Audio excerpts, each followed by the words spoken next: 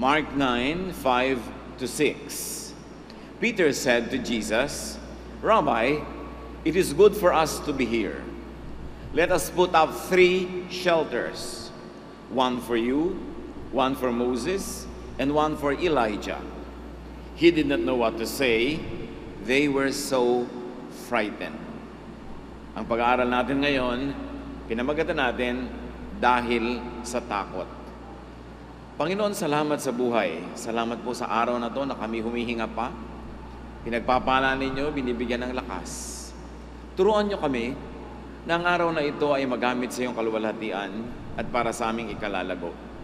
Teach us now, O God. Be our speaker, be our teacher. Lead us unto greater knowledge of you and your Son, Jesus, so that this knowledge may turn into righteousness, into acts of love, into peace and contentment. Father, we seek you, asking you to heal, empower, lead us. In the name of your Son, Jesus our Lord, our Savior and friend. Amen. Dahil sa takot. Mark 9:1. And he said to them, meaning Jesus said to them, "Truly I tell you, some who are standing here will not taste death before they see the kingdom of God has come with power." Ang central teaching ng Panginoon ay kingdom of God and love. Freedom to love, to be loved, to be in the kingdom of God. At sinabi niya, pinapatunayan ko sa inyo, may mga ngayon ay nakatayo, nakikinig sa akin at nabubuhay na hindi naaabutin pa ng kamatayan bago ninyo makita na dumating ang kaharian ng Diyos. Ang paghahari ng Diyos. Napakatagal na hinihintay ng mga Israelites yung tinatawag nilang Kingdom of God, yung pagdating ng Messiah na siyang magdadala ng Kingdom of God. At ngayon, sabi ni Jesus, mangyayari na in your generation.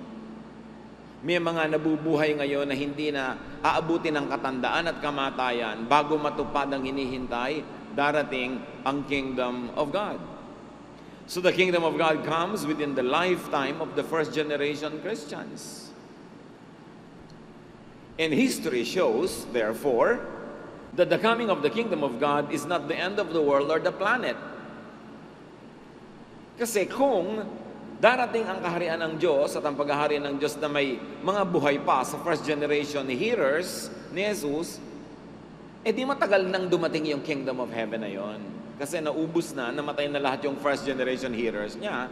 At sabi niya, may mga na buhay sa inyo ngayon na hindi naaabutin pa ng kamatayan bago mangyari ito.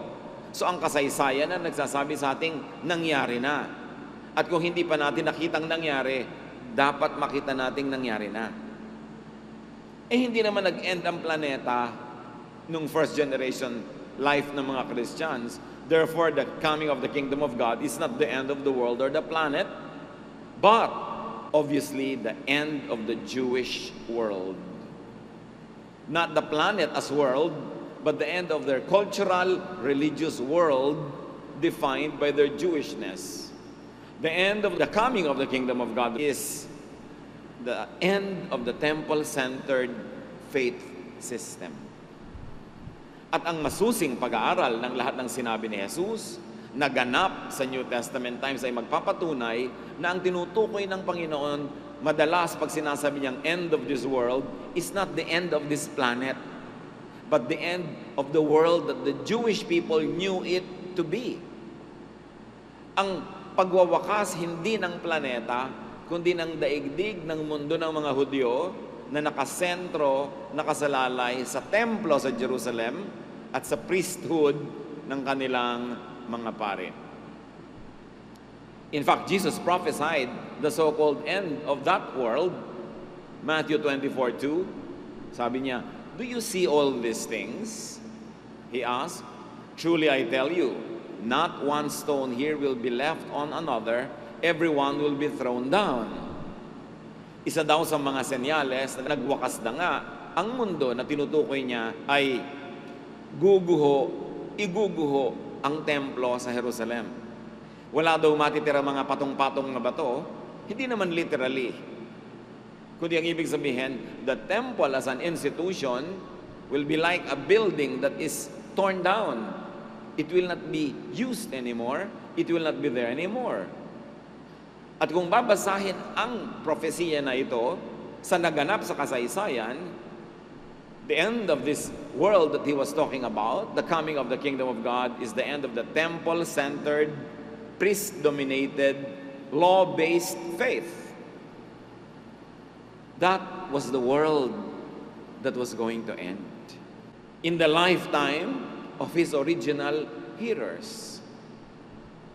At nung kausap niya ang babae sa Samaria, na iginigiit na ang tamang pagsamba ay sa Mount Gerizim sa Samaria at hindi sa Mount Zion sa Jerusalem, doon sa temple, sabi ni Jesus sa kanilang usapan, at sabi ng babae, John 4:20-21, "My ancestors worship on this mountain, but you Jews say Jerusalem is the only place to worship." Jesus said to her, "Believe me, the time is coming when you won't worship the Father either on this mountain or in Jerusalem." Nagpapagalingan kasi ang mga Hudyo at ang mga Samaritana kung sino ang tunay na anak ng Diyos, kung saan ang tunay na bundok ng Diyos, Mount Gerizim ba sa Samaria o Mount Zion sa Jerusalem. Alin ba ang tunay na templo ng Diyos? Ang templo sa Mount Gerizim o ang templo sa Mount Zion, which is the temple in Jerusalem where the Jews worship? At sabi ng babae, kayo mga Hudyo, ang yayabang nyo, sinasabi nyo, sa Jerusalem lang, sa temple nyo lang pwedeng sumamba, inyo lang ang franchise sa Diyos. At sabi ni Jesus, alam mo babae, makinig ka sa akin, darating ang panahon na kayo o ang mga Hudyo ay hindi nasasamba dito sa Mount Gerizim o sa Mount Zion o sa temple sa Jerusalem o sa Mount Temple. At sa katunayan, later on in their discussion, sabi ni Jesus, that time has come. I who talk to you, I am the Messiah. Dumating na ang kingdom of God. Ano ngayon yung tinutukoy na magwawakas yung world na yon? Nung AD 70.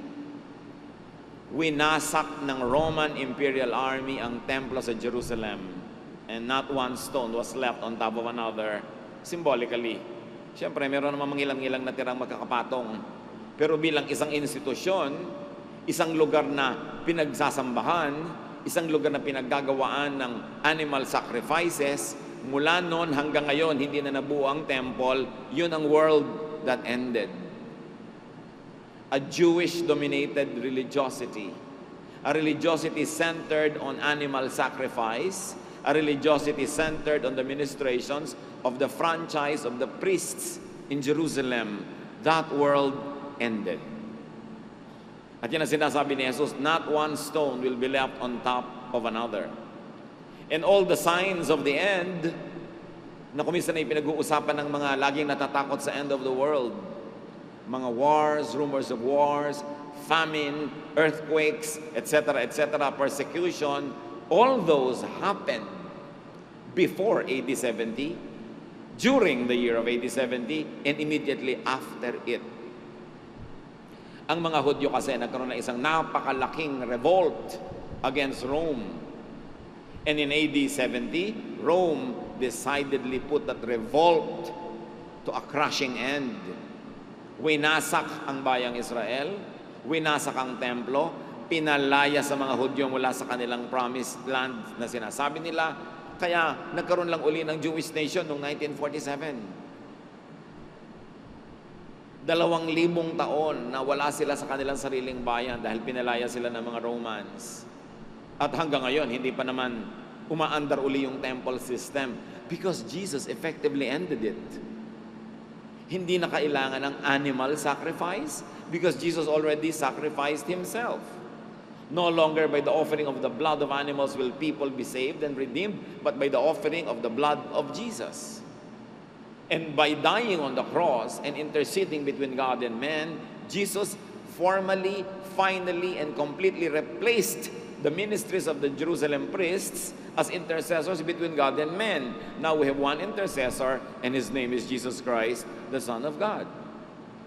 That's why when Jesus says, this world will end, He is not talking about the planet. He is talking about the Jewish world, centered on them as a chosen people, centered on their priests as the only franchised and licensed intercessors between God and men, and centered on animal sacrifice, which was made irrelevant by the perfect sacrifice of Jesus. That world already ended.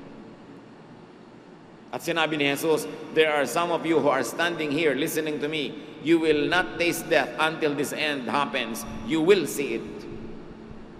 And the younger listeners of the Jesus at that time lived long enough until AD 70 to see the end of that temple-centered world. Now the temple of God was moved to the hearts of believers, democratized, made available to everybody, no longer to a chosen few, but to anyone who receives Jesus as his Lord and Savior. They become children of God. Children not born of racial descent, but children born of spiritual rebirth. A new citizenship, a citizenship that is not Jewish or not cultural or national, but citizenship in heaven. Kaya yung mga laging takot na takot sa end of the world, yung may lindol dito, yung may giyera doon, yung may famine, ito na yata yung end of the world. Naranasan na yan ng mga Hudyo noong AD 70. Yes, it was a prophecy. The teaching looked forward to the future, but that future happened in their generation. And in our generation now, it's already the past. Of course, some think that coming end is a continuing present, meaning it continues to evolve and happens in every generation, that there is always something that ends. And truly, for something new to be born, something old had to die. For something new to come in, the old has to come out. And in that sense, truly, the prophecy is still true. There is still a world that will end when the kingdom of God comes. And sometimes that is a personal world. A personal world of sin ends when Jesus comes into people's lives. A personal world of condemnation, of fear, ends when Jesus becomes your Lord and Savior. So the world ends when the kingdom comes. Layers of reading, layers of meaning. Huwag manatili doon sa pinakamababang layer ng pagbasa na lagi tuloy natatakot. So, introduction pa lang ni Jesus yung sinabi niya sa tunay na magaganap dito sa ating pinag-aaralang kwento. Sabi niya, alam nyo, may mga nakikinig sa inyo sa akin ngayon na hindi na makakaranas ng kamatayan, makikita nyo ang pagdating ng kaharian ng Diyos. Ang pagwawakas ng mundong ito as you know it, because you will have a new world, you will have a new life, you will have a new concept of godliness and spirituality. At matapos yon, ng pagpapakilalang yon, eto na ngayon ang kwento. Mark 9, 2-3. After 6 days, Jesus took Peter, James, and John with him and led them up a high mountain where they were all alone. There, he transfigured before them. His clothes became dazzling white, whiter than anyone in the world could bleach them. Matapos sabihin yun ni Lord, dinala niya ang kanyang tatlong pinakamalalapit na alagad, si Pedro, Santiago, at si Juan, sa mataas na bundok, at nung sila'y mapag-isa, nagbago ang kanyang anyo. Nagliwanag ang buong katawan ni Jesus, sampu ng kanyang kasuotan, na sabi ng writer, walang makakapagpaputi ng anumang kinula o labada tulad ng kaputian, ng ningning, ng liwanag ng suot ni Jesus nung nag-transfigure o nagbago siya ng anyo. So, sign of the coming of the kingdom of God, sign of the end of the temple-centered and law-based faith, pinatunayan ni Jesus na may kapangyarihan ng kanyang sinabi. Lumabas ang kanyang tunay na kulay, literally, nagpakilala siya para lalong bigyan ng diin ang katotohanan na sinabi niya na magwawakas ang mundong yon at makikita yon ng mga nakikinig sa kanya. Mark 9:1, and he said to them, truly I tell you, some who are standing here will not taste death before they see that the kingdom of God has come with power. Therefore, nangyari na, kasi matagal lang namatay lahat yung first generation Christians. Nangyari na dumating ang kingdom of God. Yung nag-aabang pa lang at abang ng abang, ay ano pang aabangan nyo, dumating na. Kailangan maintindihan na dumating na yon at kailangan gawing personal na dumating sa ating personal na buhay at personal na puso ang paghahari ng Diyos. Nagbago ang anyo ni Jesus, nagliwanag yung tunay niya o isa sa mga mas tunay niyang anyo ang lumabas. Hindi na lang yung human Jesus. At pagkatapos Mark 9:4, and there appeared before him Elijah and Moses who were talking with Jesus. Parang hindi pa sapat yung kababalaghan na naiba ang anyo ni Jesus. Biglang sumulpot pa si Elijah representing the prophets because he was the most prominent prophet, and Moses representing the law and all lawgivers of Israel because he's the most prominent lawgiver. So you see here, Jesus, and there appeared Moses representing the law, Elijah, the prophets, and they talk with Jesus. Remember, ang pinag-uusapan is the end of the Jewish world. The end of the temple-based worship. The end of being ruled by the Old Testament systems. And there appears Moses and Elijah, perfect representatives of the old system, the Old Testament. Everything associated with tradition and the law. So ano kaya ang topic na pinag-uusapan? Ano ba ang topic ni Jesus kanina pa? Natural, the kingdom of God supplanting the kingdom of Moses, meaning the kingdom of the law. The kingdom of God supplanting the kingdom of Elijah, meaning the kingdom of the prophets. Kailangan marunong ka magbasa ng literature para makita mo yung symbolisms. Bakit sa dinami-rami ng tao, si Moses and Elijah, ang magpapakita doon, samantalang ay tinuturo ni Jesus is the end of the world, the coming of the new age, the coming of the kingdom of God.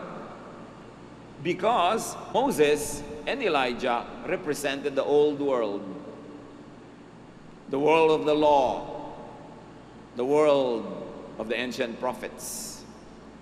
Take note, Matthew 22:37-40, which is very connected. Jesus was asked, which is the most important commandment of all? Jesus replied, love the Lord your God with all your heart and with all your soul and with all your mind. Naniwala sa 10 commandments. Verse 38, this is the first and greatest commandment. And the second is like it, love your neighbor as yourself. All the law and the prophets hang on these 2 commandments. Of the 613 laws and the 10 commandments, pinapili si Jesus ng mga leaders ng relihiyon. Pero ang pinili niya, none of the above. Sabi niya, this is the most important commandment, love God. The second, love others as you love yourself. All the law, Moses and his likes, all the prophets, Elijah and his likes, depend on these commandments to love God and to love others. Meaning, any commandment, any law, any teaching of the prophets that does not promote love for God and love for others must be submitted to the superior command, which is to love. And Jesus is love, God is love. Meaning, Moses and Elijah have to submit to Jesus. Meaning, the law and the prophets have to submit to love. Mark 9:5-6, sa pagpapatuloy ng nangyari doon sa bundok, sobrang nagulantang itong si Peter sa nangyari at ang kanyang mga kasama. Walang maapuhap na sasabihin. Peter said to Jesus, Rabbi, it is good for us to be here. Let us put up 3 shelters, one for you, one for Moses, and one for Elijah. He did not know what to say. They were so frightened. Dahil sa takot, kung ano-anong pinagsasabi. Sabi niya, naku, salamat po, nandito kami. Ipagpapagawa namin kayo ng monumento. Isang monumento sa inyo, isa kay Moses, isa kay Elijah. Yung hindi niya malaman kung paano bibigyan ng kasiyahan si Jesus sa takot niya, sa nakita niya, nagbago ng anyo si Jesus, lumabas si Moses, lumabas si Elijah. Kung ano-anong ipinanukala. Hindi nag-transfigure or nagbago ng anyo si Jesus para manakot, kundi para magpakilala, para magturo, para magpala dun sa tatlo at sa mga tuturuan nila kung lumaon. Hindi naman pinansin ni Jesus yung suggestion ni Peter. Mark 9:7, then a cloud appeared and covered them, and a voice came from the cloud. This is my son, whom I love. Listen to him. Sumali ang God the Father in heaven sa eksena. Parang hindi pa sapat na nagbago ang anyo ni Jesus, lumabas si Moses, lumabas si Elijah, nagparinig pa ng boses niya ng kanyang kaluwalhatian ng Ama sa Langit. God the Father, the highest, joins in and says, Jesus is my son. Read my lips, not Moses nor Elijah. Not the law, not the prophets. Sabi niya sa Colossians 2:9, for in Christ all the fullness of the deity lives in bodily form. Importante na basahin yung verse from your Bible. Because the fullness of God the Father in heaven is complete in Jesus. Kung may pagpapakilala ang Diyos Ama na pinakakompleto, hindi sa law, hindi sa prophets, kay Jesus. Because all the fullness of God in heaven is in Jesus. At yun ay ibiniin ng Ama. Sa tatlong nakikita nyo, ang anak ko dyan si Jesus. This is my son. Sa tatlong nakikita nyo, ang pinakamahal ko dyan si Jesus. Siya ang anak ko. Sa Kanya kayo makinig. Ibig sabihin, well, alam kong nakikinig kayo kay Moses at sa law, good up to a point. Alam kong matagal na nakikinig kayo sa mga propeta, good up to a point. Pero ngayon, ipinadala ko ng aking anak para ipakilala na ako ng buong buo, ng walang mali, walang kulang. Sa Kanya kayo makikinig. Hindi ibig sabihin na huwag na kayo makikinig kay Moses o kay Elijah sa law and the prophets, pero sakasakali na may conflict sa application sa buhay nyo, yung law of Moses and the law of Jesus, which is love, ang papakinggan nyo si Jesus. Be loving more than legal. Kung sakasakaling may conflict ang application sa buhay nyo ng mga sinabi ng mga propeta sa sinabi ni Jesus, alam nyo kung kanino kayo dapat mas makinig, kay Jesus. Siya ang anak ko, siya ang mahal ko, sa Kanya kayo makikinig. Kaya sumali ang Ama sa usapan. Napaka-importante na naganap sa bundok na yon. Jesus is the one I love, the Father says. And read my lips, not Moses nor Elijah, not the law, nor the prophets. In other words, it is not the law, it is not the prophets that I love. It is love that I love, and Jesus is love, and because I am love, God is love, you should know kung anong dapat na mas inuuna ng taong relihiyoso. Ang maging maibigin, ang tumanggap ng pag-ibig, at mabuhay sa grasya ng Diyos na maibigin. Very emphatically, the Father said, Jesus is the one you must listen to. At yan naman talaga ang challenge ng maraming relihiyoso kahit sa ating panahon. May mga katuruan kung minsan si Moses na hindi na ganun ang katuruan ni Jesus. May mga katuruan ng mga propeta na sumasalungat kuminsan sa law of love ni Jesus. Sabi ng Ama sa Langit, you must know who to listen to. You must listen to my son, to the one I love. Hindi na dapat nalilito pa ang mga contemporary believers ngayon. Kaya tingnan ninyo, babatuhin nyo ba hanggang mamatay ang babaeng nagkasala? Sabi yun ng law of Moses. Pero sa action ni Jesus, hindi niya ipinabato. O alin ngayon ang i-apply mo sa buhay mo? Mambabato ka pa? Si Jesus nagpakita na ng halimbawang, o sige, yung walang kasalanan na lang maunang bumato. Ibig sabihin, walang qualified bumato, huwag niyong batuhin. Lahat kayo, go home and sin no more.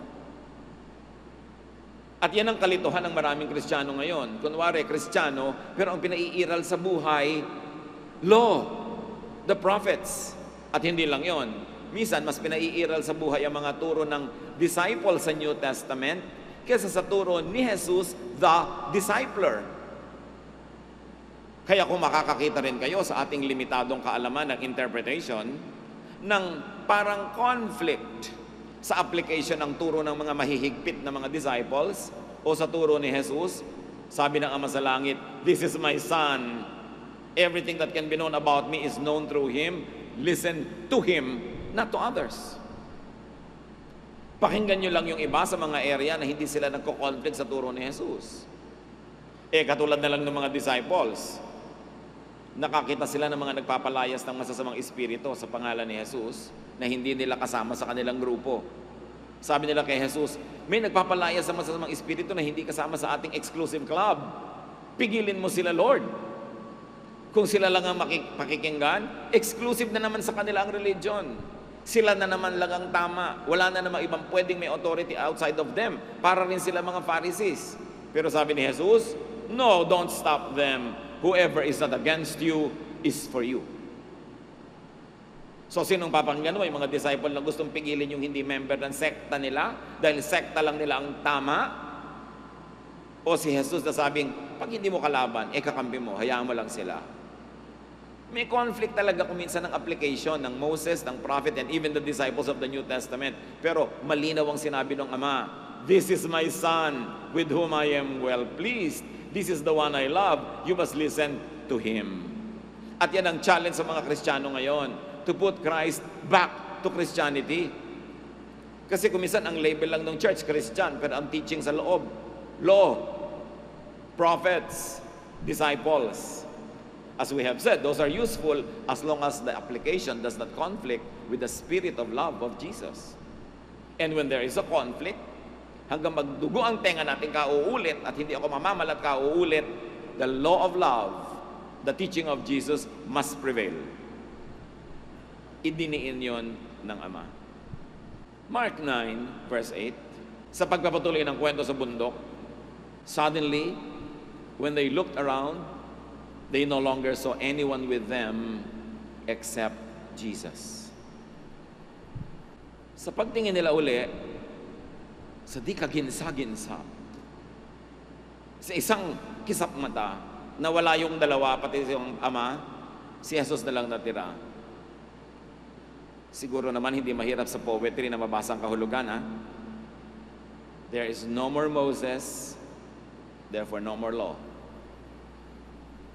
There is no more Elijah, therefore no more prophets.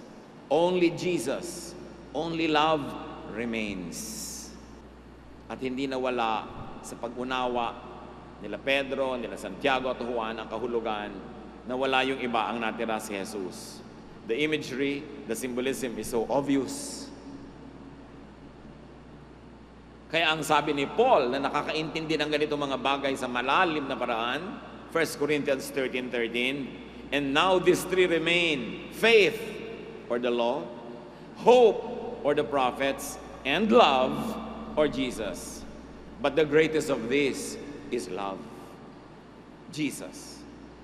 Paul understood what the Father said, "This is my Son, listen to Him." Kaya ang sabi ni Lord sa Matthew 5:17, "Do not think that I have come to abolish the law or the prophets. I have not come to abolish them, but to fulfill them." Eto ngayon, anong ibig sabihin ng to fulfill? Ibabalik lang pala lahat? Paiiralin lang uli lahat to the letter of it? Ba't pa siya dumating? Ba't pa sinabi ng Ama na dito kayo makinig? Yung word na fulfill does not mean reimposing them. Romans 10:4 defined it for us. But Christ makes the law no longer necessary for those who become acceptable to God by faith. It is very clear. Tandaan nyo yan. Memory verse. Paul said it very clearly. Among all of them, it was Paul who understood that Jesus' ministry the best. And he was the one who communicated it the best. Sabi niya, but Christ makes the law no longer necessary for those who become acceptable to God by faith. Therefore, the fulfillment of the law is not mechanical compliance, as some people still insist today. But the fulfillment of the law is satisfaction of its requirements by and through the perfect work of Jesus. So pag sinabing, I came to fulfill the law, hindi ibig sabihin, kaya kayo lahat ibinabalik ko uli sa pagsunod sa bawat letra ng mga law. No. Sinatisfy ni Jesus sa kanyang perfect sacrifice ang lahat mga imposibleng requirement ng law. Yung hindi natin kayang magawa, ginawa niya para sa atin.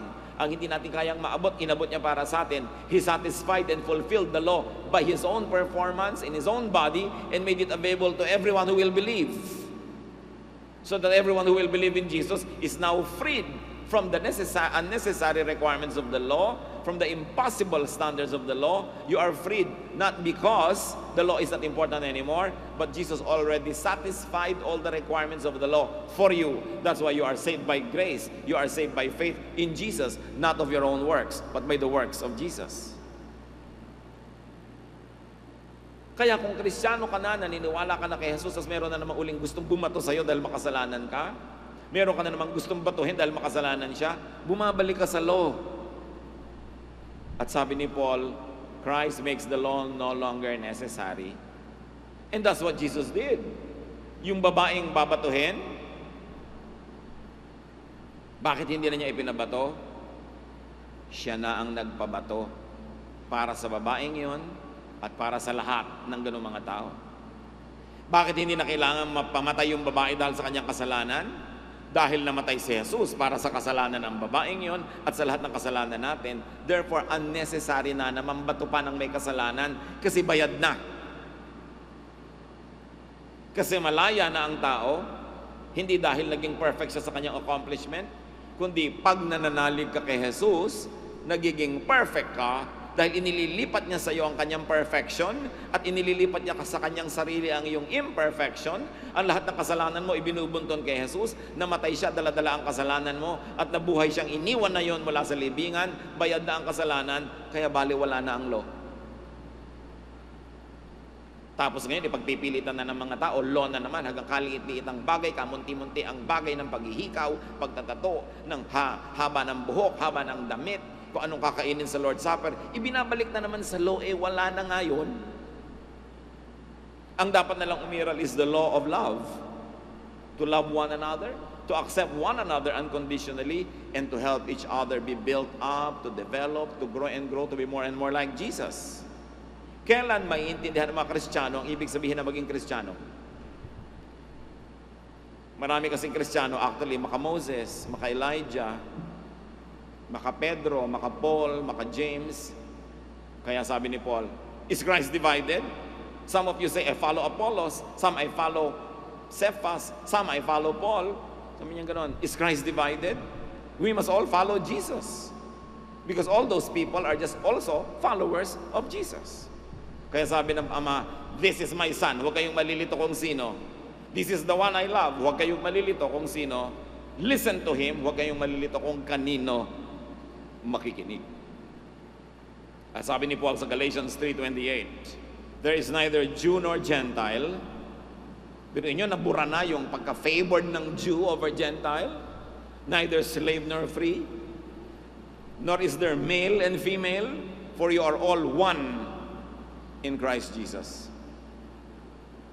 Wala nang ganyan-ganyan, babae, lalaki, wala nang malaya at alipin, wala nang Hudyo at Gentile, lahat kayo dahil kay Jesus, isa na lang, pantay-pantay. Tapos ang dami pa mga tao ngayon na-offend pag may babaeng leader sa church. Para namang walang Galatians, sinabi na nga, pare-pareho, pantay-pantay. Gusto pang ibalik sa Old Testament style na puro alipin ang mga babae. Ipinalaya na nga ni Jesus. Pinalaya na niya sa mga gender issues, male o female. Sabi ni Pablo, walang issue yan. Ang issue, ligtas ka na ba dahil kay Jesus? At kung nananalig ka kay Jesus, pag-ibig ang paiiralin mo at lahat kayo'y isa. Pinag-iisa ng pag-ibig ng Diyos. There is a democratization of heaven, no longer an exclusive franchise of the priesthood in Jerusalem. Pagkatapos naman ngayon ng lahat ng ito, meron na naman ngayong mga gustong buuin na naman yung templo sa Jerusalem. Mag-contribute kayo ng pondo, bubuuin natin ang templo sa Jerusalem. Giniba na nga ni Jesus. Bubuuin mo na naman, edi lumalabag ka sa kalooban ni Jesus. Bakit mo bubuuin uli yung templo? Yung templo sa Jerusalem is for animal sacrifice. Edi babaliwalain mo ang sacrifice ni Jesus? Anong gagawin mo doon sa bagong templong bubuuin? Maglalagay ka na ng mga baka, mga kambing, mga ibon at kalapate? I-offer mo uli. Nag-offer na nga si Jesus. At pag naglagay ka na naman ng templo sa Jerusalem, gagawin mo na namang star ang mga Jews. They will feel superior over other believers again. Sinabi na there is no more Jew or Gentile. Binura na. Gusto mong ibalik sa kanila yung star status? Gusto na namang buuin yung templo at gustong gayahin ang mga kaugalian ng Israel, mga kasuotan, mga terminologies, mga words. Dinemocratize na nga yung pananalig para sa lahat ng tao. Gustong i-reverse ng iba, ibalik sa dati. Sabi ng Ama sa Langit, "This is my Son, this is the one I love, listen to Him." Sa palagay niyo ba kung gustong buuin ng Diyos yung templo sa Jerusalem, imposible niyang gawin yon? Mahirap ba sa kanyang gawin yon? Kailangan ba niya ng assistance? In fact, ang sabi ng Diyos tungkol doon sa templo, God, who is maker of heaven and earth, does not live in houses made by man, nor is He served by human hands as though He needed anything, because He Himself gives life and breath and everything to people. Hindi niya sinasabi, yan ang bahay ko. Sabi ng Lord, what house will you build for me? What human building can house my glory? The God who is maker of heaven and earth does not live in temples made by man, because He Himself lives in the heavens and the earth is only His footstool. Patungan lang ng paa niya ang earth. Anong gagawin mong templo para sa Kanya? Mahirap bang maintindihan yun? Huwag kayong magpadaya sa sari-sari mga uso, mga hanging dumadaan. Gusto na namang bigyan ng Israel ng sobrang star status. Siyempre, may political use yan because Israel is forever at war with their neighbors. Kung sino man na makikikampi sa kanya, masasali sa gera na yan. Makinig sa karunungan. Sinira na ang templo, dinala na ang templo sa puso ng mga tao, wala ng Jew or Gentile. Huwag nang bumalik sa pagkakagapos sa panahon na yon na kinalag na ni Jesus. Natakot si Pedro dahil hindi niya naintindihan ang nangyayari. But the lesson is, do not fear the unfamiliar. Do not fear the transfiguration of Jesus. Do not fear the revelation of the layers of Jesus. Mga kapatid, makinig kayo. Hindi lang kay Pedro, kay Santiago at kay Juan nagtatransfigure si Jesus. Nagtatransfigure, nagbabago siya ng anyo sa bawat isa sa atin. May ipinapakita siya na dating hindi natin nakikita. May ibinubunyag siya na dating lihim. May kaluwalhatian siya na ngayon na ipinauunawa. Dapat bukas ang puso mo at huwag kang matakot sa patuloy na pagbabago ng pagkaunawa at pagkakilala mo kay Jesus. Huwag mo siyang ipako sa krus. Huwag mo siyang ipako sa dati mo nang alam nung bata ka pa. Huwag mo siyang ipako sa mga nauna ng katuruan sa iyong utak. Dapat lagi kang maghanda na makita ang kanyang mga transfiguration. Because Jesus will bring us from glory to glory. Like He brought Paul to the third heaven to receive high instruction. Huwag niyong itali ang mga sarili niyo sa mga nakaugalian at nakasanayan ng kalaman. We must move from glory to glory. There is so much to know about God. There is so much to know about Jesus. What we know is little, what we do not know is immense. Do not be afraid of new ideas. And do not fear the new versus the old. Do not fear the kingdom of God when in fact it comes knocking at your door, revealing itself in greater glory. Do not fear the teachings of Jesus, the new teaching, which is love. Yung iba kasi, they want to play safe and become strict, become legalistic by the book. Do not fear to love, because love is the greatest. Nung nagtuturo si Jesus ng kakaibang mga bagay, na lumigalig talaga sa mga taga-templo dahil nanganib ang kanilang hanap buhay, Mark 1:27, the people were also amazed that they asked each other, "What is this? A new teaching, and with authority," meaning accompanied by signs and miracles. He even gives orders to impure spirits, and they obey Him. Mga evil spirit nga, obedient kay Jesus eh. Mas mabuti pa doon sa mga religious people of his time. At ang pagpapakilala ni Jesus with power. Kinailangang samahan ng ganon dahil malaki ang nakataya. Mga malalaking mga ideya. So do not fear. Do not live in fear. Do not let the religiosity chain you to fear. At yan ang nakakalungkot. Marami mga tao habang nagiging relihiyoso, mas nagiging matatakotin. Puro takot, puro takot, puro takot. The problem with contemporary Christianity is too much pa rin si Moses and Elijah. Sobra pa rin si Law and the Prophets. At kumisan, sumobra pa yung mga New Testament apostles and teachers kesa kay Jesus. Ang nagiging bunga tuloy, takot, division, judgmentalism, hatred, anger, hypocrisy. Yun ang mga bunga ng mga pagpapasakop sa law. 1 John 4:18, there is no fear in love. But perfect love drives out fear, because fear has to do with punishment. The one who fears is not made perfect in love. Ang takot lang daw ay pinagmumulan niyan takot na maparusahan, magdusa. Kinuha na nga ni Jesus yung parusa at pagdurusa. Ano pang ikakatakot mo? Be secure. And when you are secure, you are more loving. You are more relaxed. You are kinder. You will know the true disciples of Jesus by their love. 1 John 4:8, whoever does not love does not know God, because God is love. At sabi ni Jesus sa John 13:35, by this everyone will know that you are my disciples if you love one another.